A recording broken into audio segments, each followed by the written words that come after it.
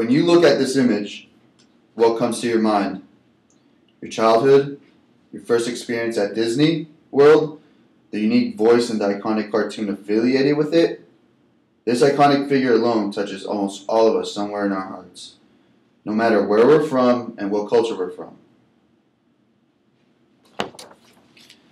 After reviewing and deliberating over the development process of Euro Disney, this is my overview.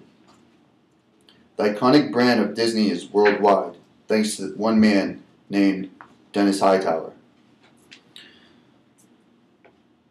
I will brief you on what the challenges were to make Disney what it is now, who is Dennis Hightower, and what he accomplished at Disney during his time. Alright, so how would you feel if one day your boss came up to you and told you right off the bat, go out, grow the business, do something different from what has been done in the past, and develop a strategy and bring it back, but in 3 months? That right there is just a ridiculous task to take on. Now, remember that. Now include this on top of it. The corporate target was to grow each year 20%. So this man had to accomplish these two things up front. So who is Dennis Hightower? Before his time at Disney, he worked as a recruiter at a search firm called Russell Reynolds. He then became vice president of Disney Consumer Products in 1987. And then on top of all those challenges that he was put up to, on top of all that, they added the Middle East to his responsibilities in July 1988.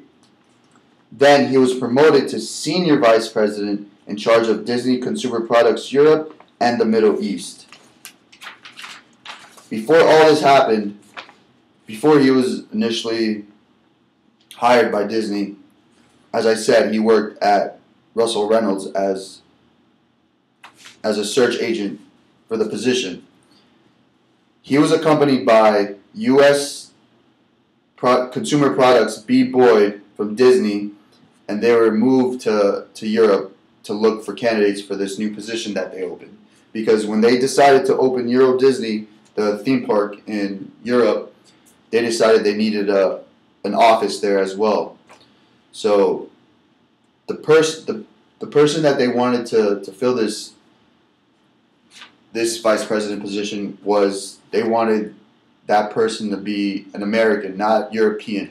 They wanted this person to come to Europe to gain credibility, to gain all of Europe's trust, and grow with the company inside. So after weeks and weeks of deliberation and interviewing different candidates, Boyd decided to give the position to Hightower after spending weeks in search of potential candidates. So that's how he became the vice president of DCP Europe. But what did this guy accomplish in Disney? Well, Hightower accomplished in 1988 to 1989, he increased Disney's consumer products up to $52 million. Then, in 1990 through 1991, he increased revenue up to $12 million. Then the following years, of 1991 to 1992, he increased revenue up to $88 million.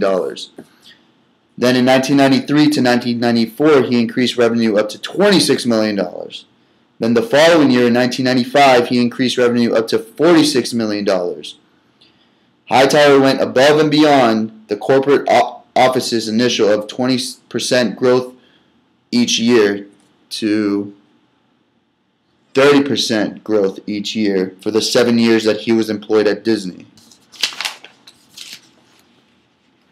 On top of all that, the 10 most popular characters in Europe at that time, 9 of them belong to Disney